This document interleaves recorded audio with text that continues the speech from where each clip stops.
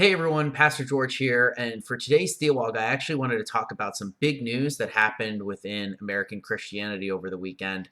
Maybe some of you are aware of this or not. I'm not sure how much this was picked up in mainstream news sources, but it's been a pretty big deal within Christian news sources, and that has to do with the recent findings of an inquiry into the Southern Baptist Convention's um, I don't know exactly how to describe it, but like the mishap is such a minor way of phrasing it. The whatever the mishap of them covering up the sexual abuse that had been happening in their denomination um, for a long time, and it's really sad. I Christianity Today has a very good write up on the whole thing, and so I'll link that in the description. I'll also link Russell Moore's editorial on it, his like little think piece in it below as well. It was also really well written, and from his standpoint, I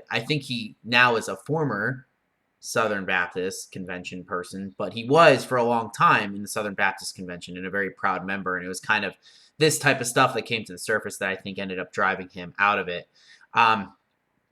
But for those of you who don't know, I'm just going to sum it up very briefly. Basically, the Southern Baptist Convention decided to do an internal investigation to find out all of these different things that had been happening with sexual abuse within their denomination. And what happened is it turned out that they had in the past the executive committee, which I guess you can kind of consider the ruling board of the denomination, had said that due to their polity, which is like the way that the church runs, the very independent nature of Baptist churches, which is true, that there was no way that they could ever kind of have a database or do anything, because that would infringe on the polity of the local churches. Because basically what would happen is a guy would get caught, and then they'd either get it kind of pushed under the rug, or he would just move to a new place, and the new church would just hire him, not knowing anything about his past, because there is no database and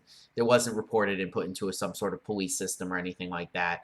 And so they would go on to abuse more people. And it turns out that they ended up actually having this database, but they never told anyone about it, which led to lots of abuse. And there's some really harrowing and sad stories in there. And of course, this is just something that is worthy of great lament. And I'm glad that it's finally come out, right? And this is good. It should lead to justice rolling down like waters, right? People should be caught and punished appropriately for their failure to either report these things to the proper authorities or to warn. And I think many people within the denomination agree with me. I don't think this is all the SBC people are gone or whatever. But it's really sad. And every time this happens, I think it's always worth talking about, because one, it keeps us alert for these types of things in our own context. And of course, no church, whether local or denominational, is free from this type of thing that can happen, right? This is something that can occur basically anywhere. And of course, it's not just limited to churches either. But as far as it is within the church, I think this goes really well with the current series that we are having on sex in the church, and on sexual ethics, just kind of broadly, where we, as a community, as a Christian community, have because I think we lack a consistent ethic, which is a consistent way to apply or to think about sexuality and sex.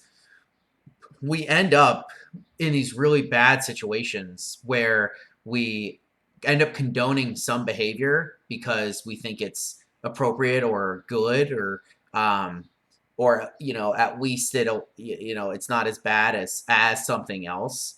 But in reality, I think that this is just another shot that we need to be very, very cautious and very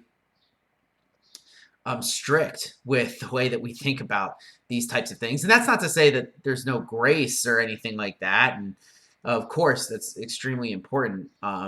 But like we should really take Jesus's teachings and Paul's teachings seriously.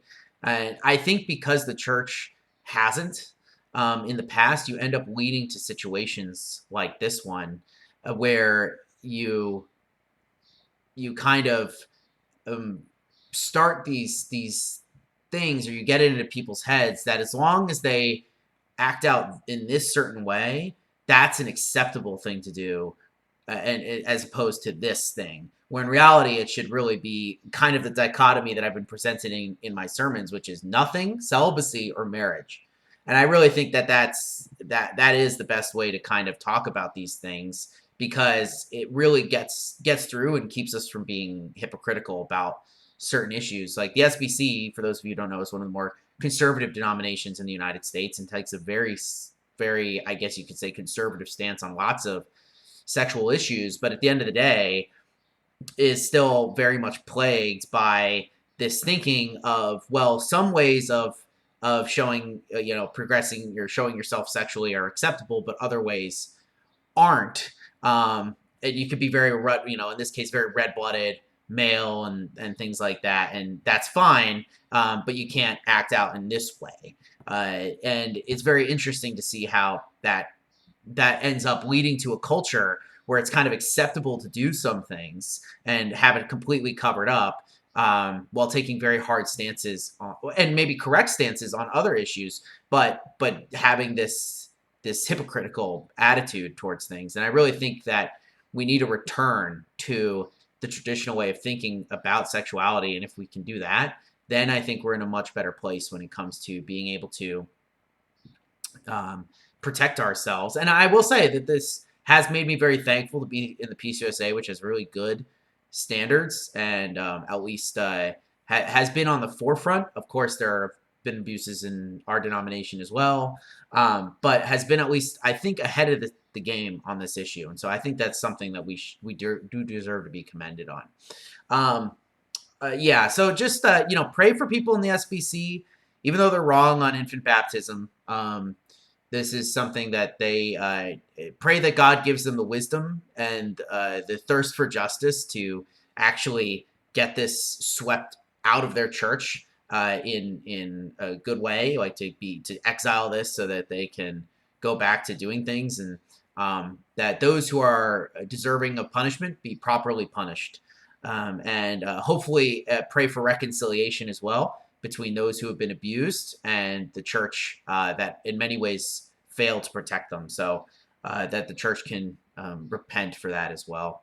So yeah, really sad stuff. And of course, be on the lookout for all this sort of stuff, not just in our church, but in other churches as well, because we need to protect the bride of Christ as best as we can.